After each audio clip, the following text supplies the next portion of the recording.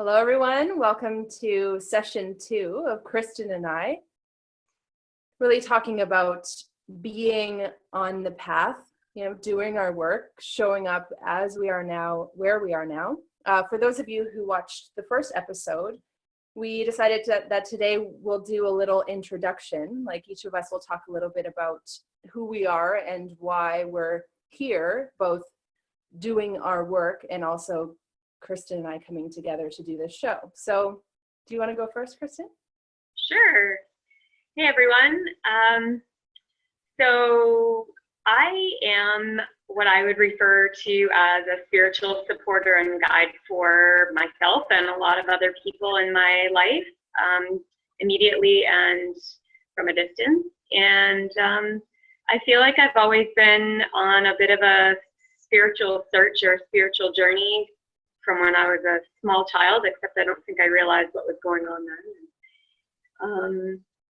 I've always found myself in sort of a leadership role, regardless of where I am on the planet or what I'm doing. And I've been fortunate to meet Kristin recently, and we've just really clicked, and we have a lot of similar perspectives. And one day we just thought, gosh, we should maybe think about sharing this with a broader audience and get more people involved, get more people having these discussions, with each other and spread the more positive perspectives on life around the world, hopefully. So yeah, I'm based on Vancouver Island as well as Kristin, and we hope this reaches people far and wide. And this year, most recently, I've been hosting a lot of intimate gatherings and plant medicine ceremonies, sometimes solo, sometimes with my partner Tanner. And gosh, we've just met so many incredible people doing such beautiful things, and I feel hopeful. I feel hopeful that humanity is moving in an overall positive and loving direction. Awesome, thank you. And my name is Kristin Yole, and I had a very more traditional path. I was very academic, and I was a competitive athlete as well, and went to a private high school, competed in rowing, went to a US university, did a bachelor's of science. Even the word energy would make me cringe. I needed evidence. I needed to see where the data was coming from. My mom had lots of spiritual books, and I often would refer to it as fluffy nonsense. I'm like, where's the citations? Where is the data points? What research are they referring to? So I came from that side of the coin, and really after my degrees and after my master's in counseling, I started working with clients in a counseling role, and I started leaving the sessions feeling their feelings and started to have almost like I was living out their traumas. Like I was actually like having like images of their life path and things that had gone on. So it was like, as my clients were getting better, I was getting worse. And that was when my whole like kind of spiritual life blew open, where I had to understand what's going on. Why am I feeling this way? Because I was progressively more foggy, feeling more grief and pain, and just almost feeling like the whole world was collapsing in on me. So I had to learn how to be empathetic, extrasensory and aware, and function in my life, right, and be effective. And so I worked more traditionally in the counseling field, and then branched over to life coaching, and then more to healing and transformation and consciousness facilitation. So I studied through Access Consciousness and all sorts of modalities, Course in Miracles, Science of Mind, essentially everything I could get my hands on to try to explain what was going on and how I could show up in my life at being the way that I am, right? I'm often aware of what other people are unaware of. I can feel what people aren't feeling in their bodies.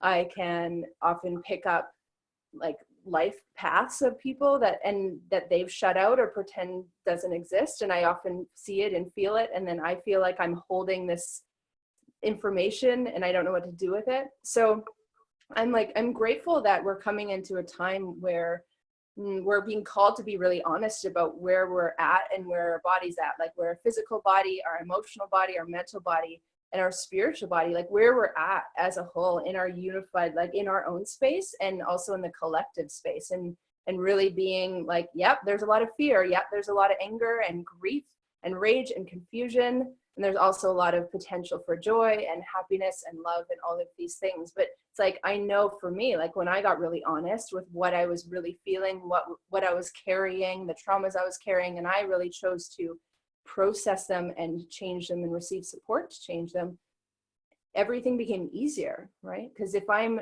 in tune with what's really going on for me, it's much easier to be in tune with what's going on for people and accurately perceive it rather than project or decide I know what someone else needs. So that's a bit about me and my journey. So in recent years, I've done a lot of consciousness facilitation, group classes, healing sessions, and really assisting the body and the mind to come into harmony and assisting the whole system to reestablish a capacity to relax and be aware and, you know, acknowledge gifts and set healthy boundaries and all of that. So, Woo! woo! That's a word. Woo! Quite a lot. It's exciting. It's exciting. I really like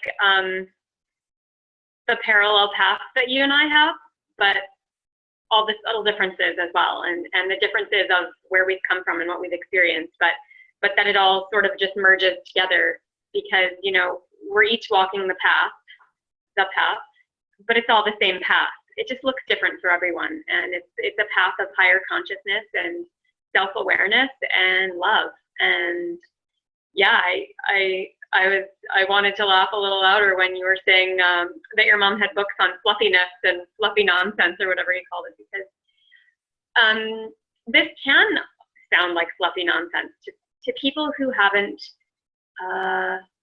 gone down that part of the path yet, or maybe they're choosing not to. And they likely won't be watching these episodes that we're creating, and that's okay. And you know, if you find yourself curious and watching these recordings that we're making, you know, you're probably somewhere along that same path. So maybe we'll see each other sometime on this big, winding, beautiful path. So today we're going to explore the concept of fear, and you know, maybe what that might look like for different people, and ways to address it and approach it. And something else we thought we'd talk about is the concept of being a highly sensitive person. It comes up a lot in the circles of people that I find myself spending time around, and it's a pretty big one for a lot of people. It's kind of come out into the forefront of people's awareness about themselves and others, and I feel like it's something you described about yourself. And I would say it's been something I've experienced my whole life too. And for a long time, I just couldn't put my finger on what it was that I was experiencing and why I felt like I was so weird and different. And I know so many people that feel that way. And I really think that the majority of humans have these highly sensitive abilities. It's whether or not they're tuned into them or not, or to what degree. You know, I think there's a full spectrum from totally unaware of your sensitivities and your abilities to, holy smokes, totally blown wide open, super, super hyper aware of your sensitivities and abilities. And I think ideally, you know, you're super aware, but super balanced and able to embrace those abilities and gifts, and not wobble off your path.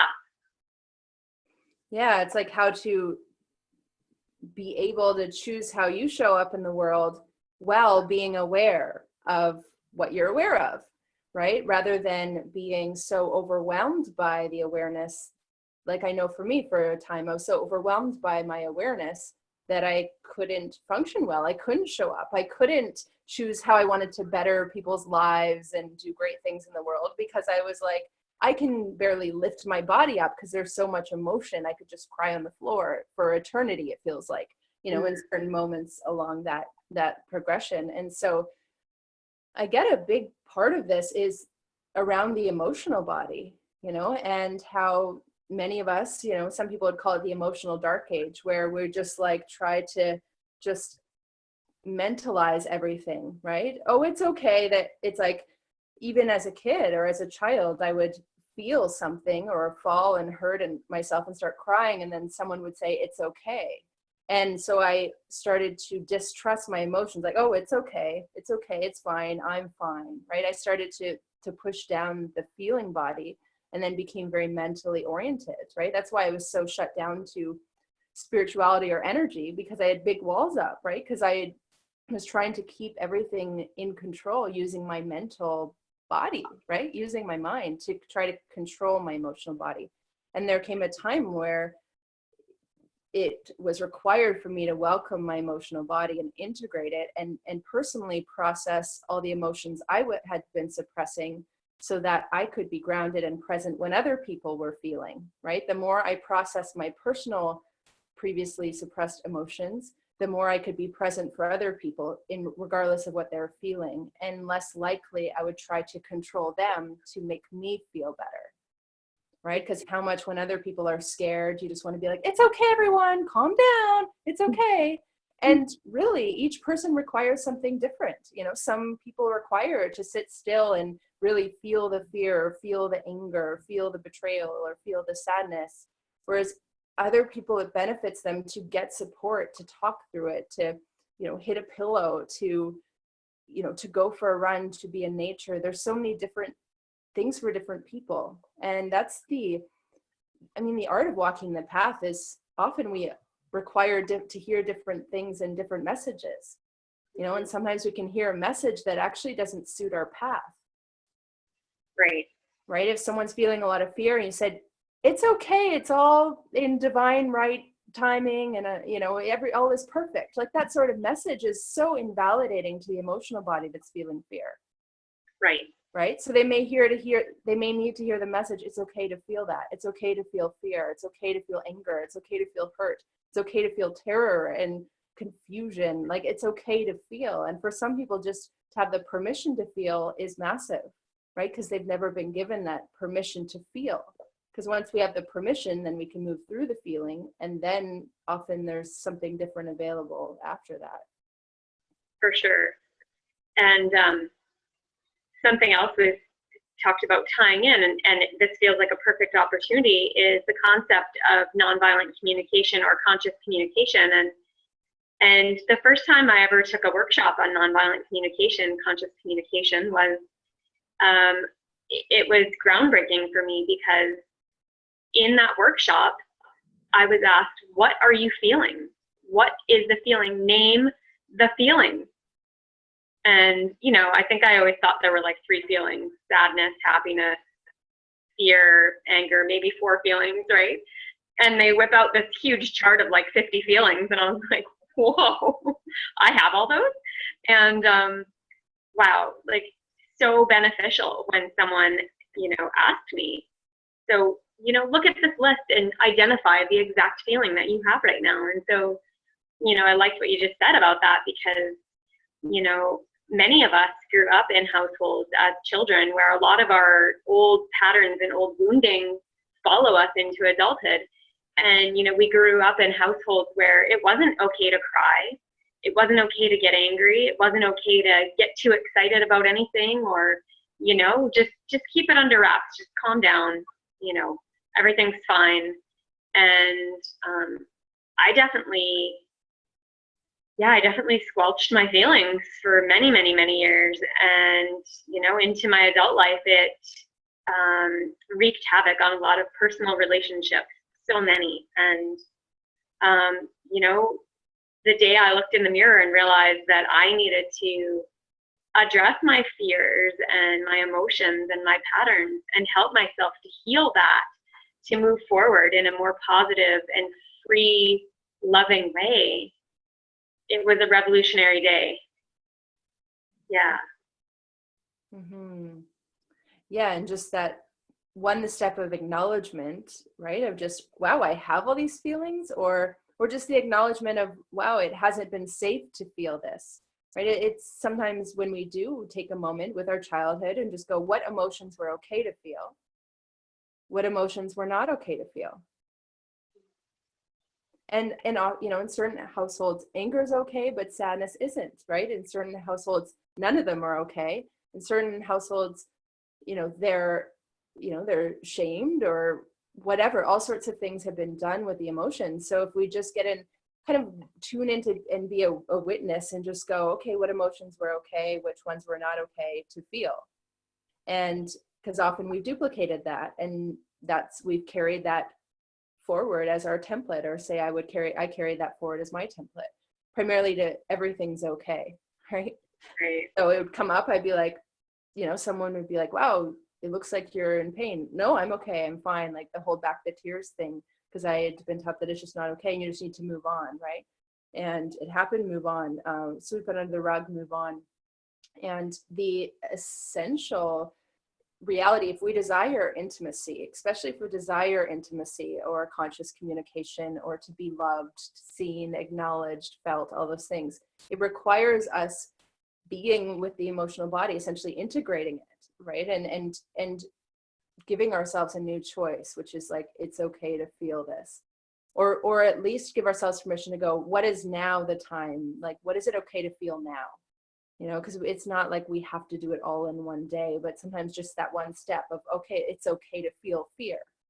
Right. Because so many people are in resistance to emotion, and what that creates is, instead of them just feeling what they're feeling, they don't want to feel it, so it gets thrown outwards, it gets projected outwards, right? And so, especially what's going on in the world these days, there's a huge tendency for people to project it all outwards, right? Because there's a lot of what triggers, right? People representing things that we don't want to become. And so the moment we see these people, then we go, we want to project anger or fear or whatever. It's like, feel it.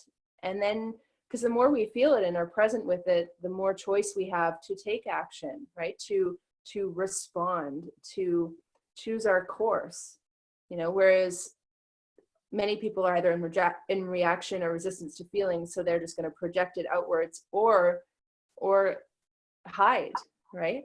Mm-hmm. And just try to avoid everything that would trigger them. So, because the problem's out there. So. Right. So I have a kind of a question or a topic that's coming into my mind. I was chatting with a woman after yoga class this morning. I don't know her very well, but we were talking about the effect of social media and the instant global connection and access that we all have right now at our fingertips all the time when it comes to global events. And we were talking about the idea of not becoming ignorant or unaware of what's going on the planet, but I said to her, my intention right now in the coming months is and starting effective immediately, is to reel in my own energy and direct my own energy to the things that are right around me, to the people that are showing up in my life, to my friends and my family members, and my responsibilities and my obligations, and to my immediate community, and to the things that my heart is feeling called to address. And yeah, we just had a really good chat about that. About I said my energy, when I spend so much time and energy on huge challenges on a global proportion, on a global scale,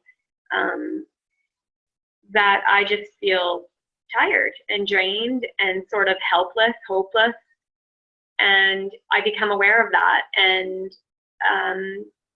each one of us we're the only ones that can make that change for ourselves. And so I kind of feel like I want to challenge all of us to reel our energy back in. It's like we've thrown out all these tentacles to the world like an octopus. And, we're in everyone else's business. And, I think the reality is there's a lot of things that we can't personally change. And by dwelling on those things and almost guilting and shaming ourselves for not actually being able to do anything about these gigantic challenges, I really think that that can be really detrimental to some of us, especially those of us who are sensitive and empathic and can feel, you know, what it probably feels like for the people that are involved who it's directly affecting. And so I just wanted to ask what are your thoughts on that? What are you getting about that? Because I'm just interested. I feel like it's a very relevant, like right now topic. Absolutely. And yeah, one way I describe it is there's all these collective fields, right? And there's dominant thought forms, dominant feelings, and dominant emotional signatures in the collective fields. And depending on what field we're tuned into will determine what the thoughts are, what the feelings are, and what the emotional tone is, right? And so if you say tune into the collective on the planet that's feeling powerless, like they can't do anything, like this is the end, there's no point, like that kind of echelon of energies, when you tune into that collective of everyone who feels powerless, and then you kind of cord in energetically, then you will start having the thought forms. Oh my God, like this is it. I can't do anything. I'm helpless. What's the point of all this? This is madness. This is insane. So, and then with the powerless collective, the focus will be on all the things they can't change and can't impact, right? And that'll maintain the feeling of powerless. So if you imagine the stimulus is powerless, and then what things can I focus on to feel more powerless, right? So that collective is designed to maintain and perpetuate powerlessness. So essentially, I imagine like unplugging from one collective and tuning into a different one, right? And there are moments when we want to unplug from all of them and being like, you know, who am I? If I were embodying my higher self, what would that feel like? What would I think about if I were really being me, you know, multidimensional being and, you know, connected to everything? What would I think about? How would I feel? How would I show up in the world? What would I say? Where would I go? So some of us desire that level of exploring sovereignty on this planet and what it would be like to feel free and live on this planet. So there's going to be a percentage of us wanting to explore that, and other ones that wanted to plug into other collectives. So say you want to plug into the collective of everyone feeling love, right? And this sense of possibility. And right now it's interesting because when I go to tune into that one, it's really distorted because it's attached to all these other ones. But if you reach out, like, you almost have to go a few dimensions up to really feel it more in a pure form, but you can tune into that dimension, or a collective field where there's love is, where there's unity, where, you know, everyone's aware of everyone else and their needs and is really responsive to their needs, and there's honest communication and beauty. And that's what a lot of us like desire to have here. So that's what many of us are doing, is calling in that collective field as a possibility to exist in the consciousness here, right? So there's all these different collectives to tune into. So what I quote advise people is to just be aware of what collective field you're tuned into. So if it is the collective field of fear, right now that collective is so amped up. It's so massive, and there's so much power in that particular collective echelon. So it's like plugging into the fear collective, like if I were to represent it right now. And so I would plug in energetically. So there's just this absolute panic, anxiety, the sense to like want to run in circles and do something, like, like it's really frantic. And then there's just this like, yeah, I don't know what to do, where to go.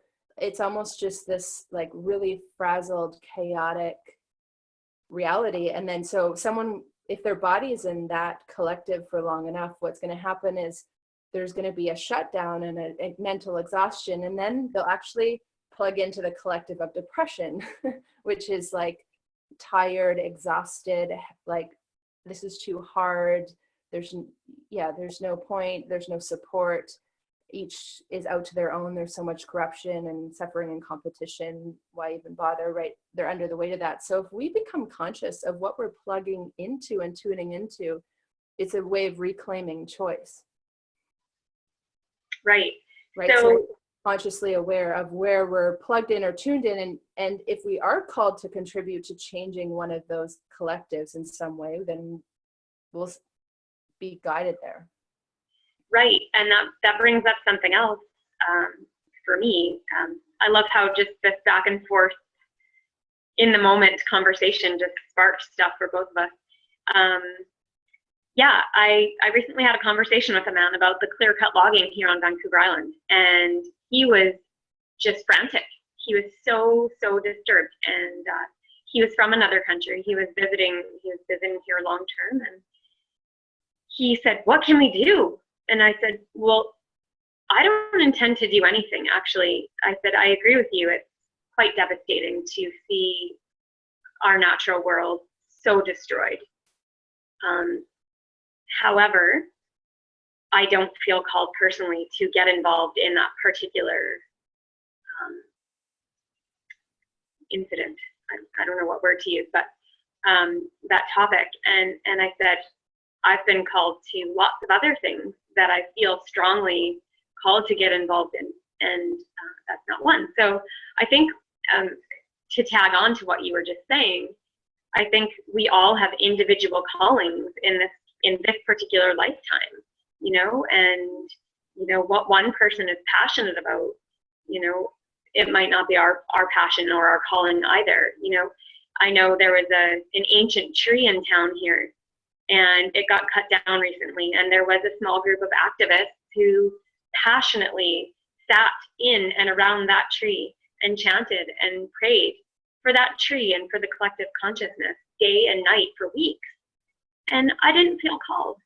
I just didn't feel called. I was attending to my own yearnings and callings from the universe to do what I'm called to do. And I thank those people, and I kind of tuned in my heart space and thought, it's so beautiful that those people are so passionate about saving this ancient tree that was sort of an icon in this community, and so that's beautiful. And so I think that, again, going local or choosing a cause or a gathering or an event to get involved in something, put that energy and that desire to make a positive change into something. None of us can change everything all at once. We can only change our perception of what's going on. And we can sometimes do that through actual physical actions and through positive, clear communication and honesty and truth speaking. And I have found that to be one of the biggest ways to make a change in my own personal little universe, is just being really honest and clear about my feelings and my intentions. And it tends to ripple out to those around us. And I so appreciate the people in my life who are able, maybe not perfectly, none of us are really perfect at communication, I don't think. That'd be quite the achievement. But I really appreciate when I can tell someone's trying to communicate something clearly from their heart with the best of intentions. And, sometimes it doesn't come out the best from my mouth, but yeah, it's that effort that makes a difference in your action or your word. Yeah, and the more we choose to be honest with what's going on inside of us, right, the more chance we have that we can accurately communicate that to others. Right? But if we don't know what's going on within us, of course, when we go to attempt to communicate it to others, it's going to be unclear or masked or confused or distorted, or they'll see something going on that we're not seeing, and then we'll want to defend against it. No, I'm not upset, but it's just like, okay, let me tune in. Is there upset there? Is there anger there that I haven't been willing to be with yet? Oh, wow, there is anger there. Okay, great. Let me presence that, right? And so often those of us who are, very sensitive can often feel things that other people aren't yet aware of, right? And that's the gift and the burden of this particular ability, which is like, I can feel what's going on in someone's emotional body, but if they're not tuned into it, then they're not aware that that's going on. And then if I were to say, well, this is what I'm noticing, they would be like, what are you talking about? And then I, earlier on in my progression, would go into doubting myself. Oh, maybe I'm just making it up, or maybe I'm reading into things that aren't there, or blah, blah, blah. And, you know, more recently, it's just like, no, it's just, I'm aware. One of my gifts is to be aware of what people are unconscious of, because I desire to contribute to a more conscious world, right? And more integrated, harmonious, like body and being and, you know, mind, body, spirit complex, however you want to name that. And so, yeah, but those of us who are extrasensory will often, again, be present with what people aren't present to. And when we name it, like, wow, I'm noticing this sadness or this anger, someone will be like, what are you talking about? Right? But so the gift in being honest with self is when someone does say, hey, you're being angry or this, or there's anger there, we just take a moment and go, is there? And be curious, right? Is there something going on with me that I haven't chosen to see or know, right? Because the more clarity we have, the more honesty we have, the easier it will be to communicate that, and the easier it will be to navigate in the world, right? Because if I'm really conscious of my fear, let's say, and I have done a tremendous amount of processing around fear and terror and being scared and feeling alone and incapable and hopeless. And I processed all those feeling states, you know, in all sorts of different ways over the years. So now I can be really present when there is fear in the collective field. I'm like, wow, there's a lot of fear up, but I'm not going, I'm afraid, right? Because I can tune in going, is there fear in me right now? Okay, no, there's something else. I'm aware of the fear. How would I like to respond to the fear that people are feeling? How would I like to assist with this changing, right? Or to allow people to know it's okay to feel and be the one who's there to demonstrate that. Because so often we will say things to people or have things said to us, you know, someone will be like, just feel what you're feeling, but then they're not necessarily there to offer the support that's needed. Right? Like if I were to go, oh, feel what you're feeling. And then I'm like, okay, just get over it. You're fine. Right? It's like really a confusing message. So yeah, the suggestion is really seeking out those people who can be present and available when you're feeling. And the way you're going to know that they can do it is that they're present and available for themselves and how they're feeling. Right? It's always that the more loving we are with self, the more loving we be naturally. The more we've addressed our own fears, the more we can be present with someone who's feeling fear and not try to change them, right? But anything that we haven't looked at within self, you know, if I'm not conscious of sadness and then someone in front of me is sad, I'm going to try to rescue them from their sadness because I don't want to get into mine, right? Or I don't want to see what's there. So we often will do to others what, you know, we do with self. And that's a great testament to where we're truly at in our progression. Right, and I think that brings up the concept of empathy versus sympathy. For me, that's just what sparked up in my mind. And also being someone who has delved deep into the depths of my darkest fears and my wounds and my patterns and all that icky stuff, and really embraced it and come to terms with most of it. I think. I've kind of come into this place in my life in my early 30s here where I've become a person, a hub in my community and my circle of humans that many people are turning to. And I know that you're one of those people too. And to be that person, you have to be able to be more empathic than sympathetic, empathetic than sympathetic. And did I use the right word there? Words are just coming out of my mouth. Yeah, for sure. Yeah, the difference between empathy. Yeah, and how would you define empathy and sympathy? To me, empathy is hearing what someone's saying and being able to relate to how they're feeling and to have the awareness and to be able to hold that space without getting sucked into whatever emotions and story they're sharing with me. And to be able to be in my heart and be present for that, you know, and not tell them it's right or wrong or anything. And I think sympathy is where a lot of people are at right now. And I don't think one is right or wrong. It just depends on where you're at and what you want for yourself. I think sympathy is more feeling what the other person is feeling and almost placing yourself in their position as if it was real for you. I don't know what the textbook definitions of either one are, but to me, sympathy, I find sympathy to be more of an unproductive thing for me personally. I prefer to be in an empathic role and to be able to be in my heart and go, gosh, that person is having a really hard time right now. I feel for them. I love them. I can't change their reality, but I can hear them and I can receive what they're telling me and hold that space for it to be okay for them to go through those emotions and that process. And something that I met with a friend yesterday and I said to her, you know, I've gotten to the point where I can be empathic and I can listen to people, but I'm also getting to this point, and I think this is because, like you said, I'm an advocate for consciousness and awakening in everyone that is ready, and some people just need a little nudge. And so I said to her, okay, I hear you. I've heard your story and what you're going through, and I understand that you're having a really hard time. Now, what are you going to do? How can you take action steps to improve your reality right now?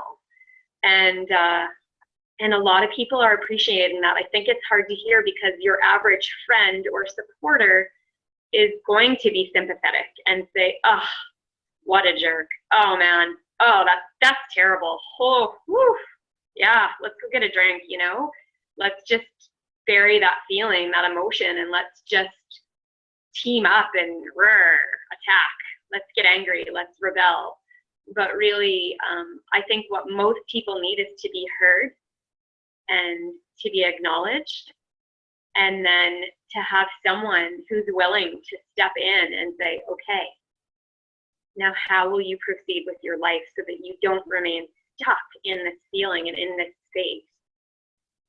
So that's sort of the role I don't even like to use the word role because it doesn't sound authentic. That's the place I found myself in with so many people in my life, whether it's in person or on Skype or on the telephone or just typing on Facebook or whatever it is. And I was having a hard time with that for a long time, going, man, why can't people help themselves? But then I thought, you know, I've had a lot of people help me along the way, and I still do. And we all need that. You know, we all need that. And so for me to wrap this up and let you say something, I've realized that I've had to create boundaries for myself and be that listener, and then say, okay, now what are you going to do? And that puts the ball back in the other person's court. And I think we all need someone to do that for us right now. I know I do, for sure. Okay, go. Yeah, absolutely. To have people showing up and asking us questions, like, yeah, it's a listening, like, wow, I can feel that. Yep, there's a lot of pain there. Yep, I can sense that you're frustrated. Wow, like, what can you do differently here? Or what's required now? Or is there something you need to do or say to, you know, that word empowerment, or assist people to get in touch with their ability and capacity to change. Mm-hmm. And so many of us have had people around who would just do it for us. And so we never learned how to do it, right? It's kind of like if you, as a kid, always had someone tying your shoes, and then all of a sudden you're on your own and you don't know how to tie your shoes and you're just expected to do it, right? There's right. A lot of us who have had people around us who will maybe solve problems for us or rescue, or, you know, I mean, I think probably you and I were on the other side of the coin of being more of a, I'll be the pillar, I'll be the savior, I'll be the one to come in and tell you what you need to do and how to do it and assist you through the whole process and set my life aside for the betterment of you. Yeah. You know, we've probably been, yeah, that's more of like our kind of makeup would be to be on that side of the coin and then learn the lesson of how to honor ourselves, our body, and our life, and benefit others, and how to do both, rather than it's either me or them, right? It's either I look after me or I look after others, rather than how do I look after me and bless and love and support and contribute to others. So that's the dance. That's what learning, you know, and then there are people on the other side of the coin who would be on, say, our other polarity of the ones we were helping or rescuing, or I'll just do it for you, right? I'll feel for you, I'll change it for you. And we're all going. Now is the time for each of us to feel capable and to be honest about where we never actually learned how to do something, where we never learned how to communicate what we were feeling, where we're just expected to know things. Like, I know I really in this last year processed a lot of where I was just expected to know, and everyone looked to me as though I knew. So I just had to quickly figure it out, right? Read a book, like do the thing, do this, so that I knew, so then I could tell them. And to just have a moment of like, it's okay to not know how to do something, right? It's okay to not know how to process feeling, or how to clear something, or how to show up authentically, or how to communicate perfectly, or how to be intimate. Like, being honest about where we're at and what we never learned how to do. And going, wow, I never learned this. I was never taught or shown this. So to expect myself to be able to do what I've never been taught or shown how to do, what is that? Right. But yet I know so many times in my life, that's where I lived from. I expected myself to know exactly what to do and how to live and how to make money and how to look after all aspects of my life, but I'd never been taught or shown how to do that. And so I, for years, went into this, like, what's wrong with me? Why can't I figure this out? And I realized I've never fucking taught or shown how to do any of this. So releasing the expectations we've each placed on ourselves to know how to feel and be present and all these things, and just be really honest about where we're at, and then seek out the people who can truly assist where we're at and give us the messages we need to hear. Not that, the sympathetic, like, oh, don't worry about that, just come to my classes and I'll fix it all for you, or right, or just get over it, just move on, leave that behind, leave that relationship behind you, you just need to, or whatever, that advice giving, where we in our hearts are really receiving the message that now is the time to shift from advice to true presence, which is, I honor and value my life. I honor and value all life. How can I contribute to you, knowing your ability to change, right? Knowing your ability to heal, knowing your ability to transform, and releasing the guru, teacher, worshiper, right? Like the one who knows and the ones who don't know. And that the imbalances and all the power dynamics that have kept all of us from really embracing our abilities, embracing our gifts, and knowing how to be with each other in a way that honors both or all involved. Absolutely.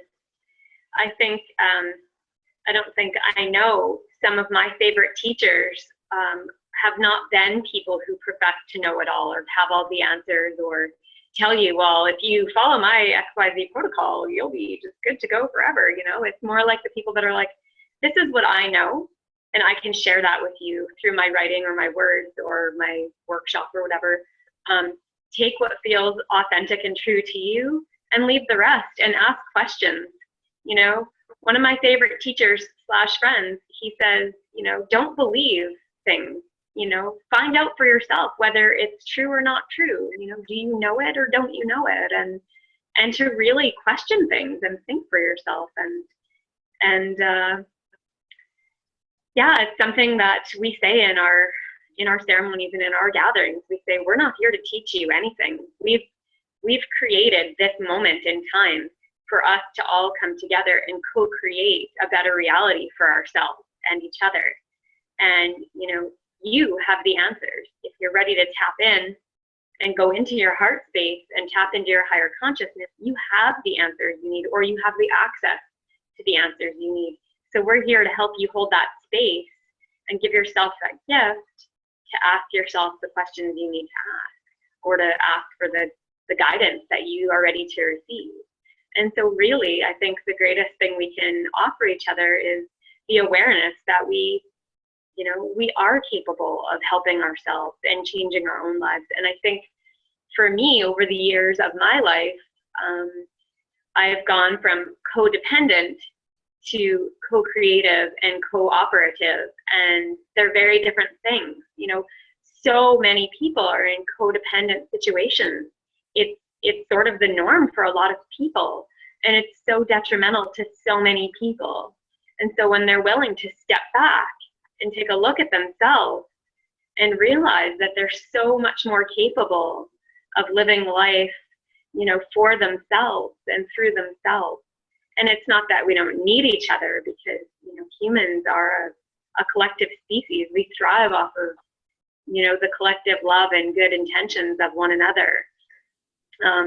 But yeah, the first time I heard the possibility that I was a codependent person, I was just mortified, and I went, no, that's impossible. That's impossible. You're thinking of someone else.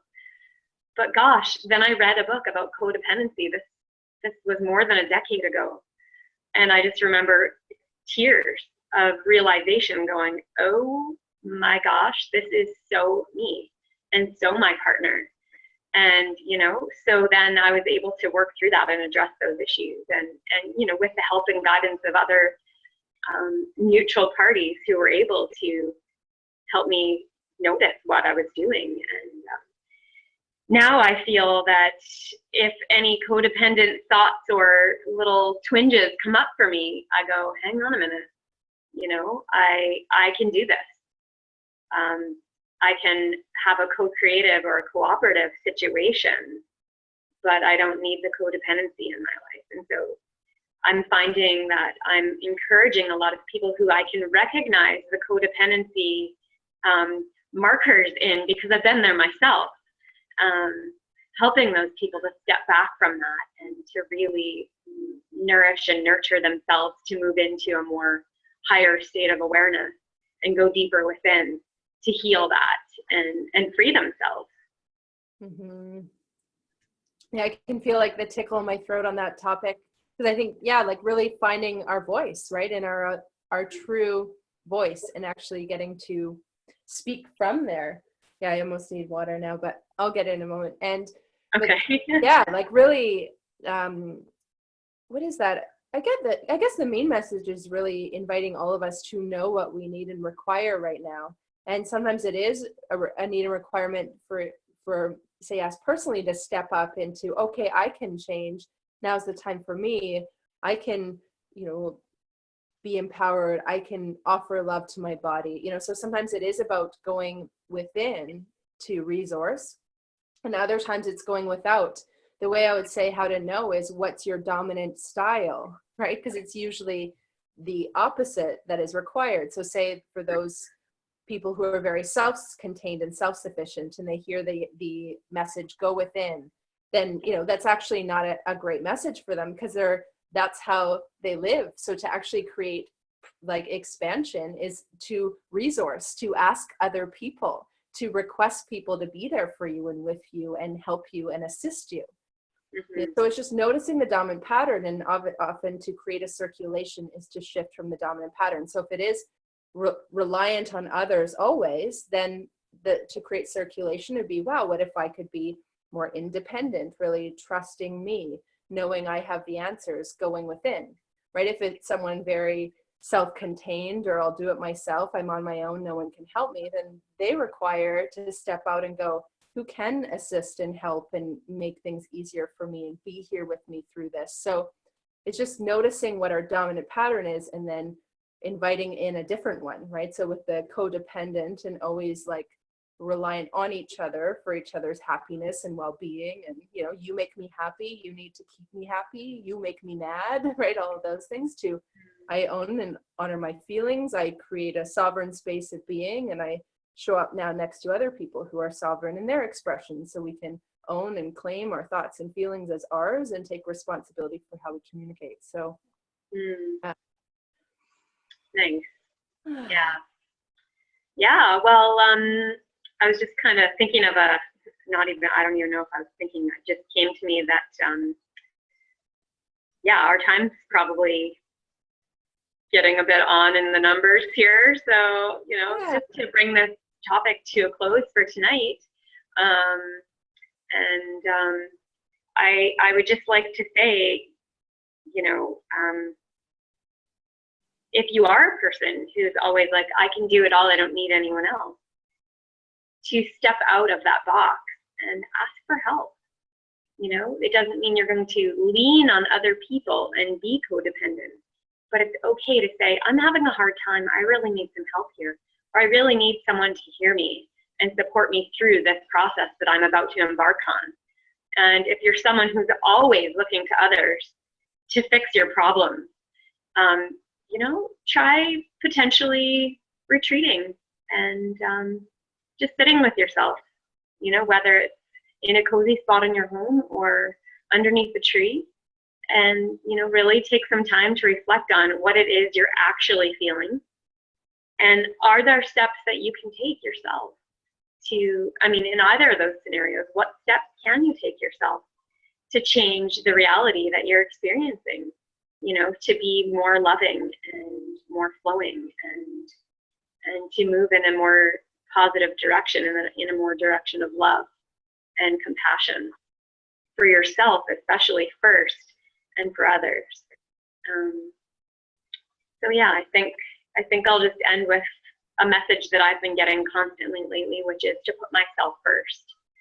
And I hear a lot of people argue that, going, well, I've got a partner, I've got children. But in the reality of our world, individually, if we aren't putting ourselves first at least part of the time and nourishing and nurturing our own self, physically, emotionally, spiritually, we can't fully show up for others who, quote unquote, need us there for them. And so anyway, that's just how I'll end my piece here tonight, is, you know, walking that path of self-love and self-care, and make sure that's a part of your life every day. Absolutely. And I would say, you know, in the message of, you know, walking our path, you know, for each of us, there are moments when it's time for us to walk alone, and other moments when it's time to walk next to people, and to just really acknowledge where we're at in that progression, because there are segments that only we can do on our own, and other times when actually having people there with us is what we require to progress. And especially with those traumas that were born in relationship, to have the new relationship that is loving, that is honoring, is what's required often to complete the unraveling of the trauma. We can do a percentage on our own, but then to complete it, we require others. So just about tuning in, knowing what you need, and being honest with where you're at, and paying attention to the emotional body, especially right now, and being able to distinguish between what you're thinking and feeling and what you're aware of in the world, and gaining the tools you require to navigate those things so that you can rest well and show up and nourish your body and really create a container that allows for the love that will transmute the fear. So thank you everyone for tuning in and watching and being here with us, and we're grateful to have you join in, and we're excited to see where we'll go on each of our paths and in our coming together. And know that you're welcome to leave comments and put in suggestions for what topics you would like to know more about and have us delve into. And again, may we all be blessed and loved and nourished and supported in our lives as we are now. May we all receive the support we require to progress and move forward, and have the tools to weather any storms we individually or collectively may face. So thank you, everyone. See you next time. Bye. Bye.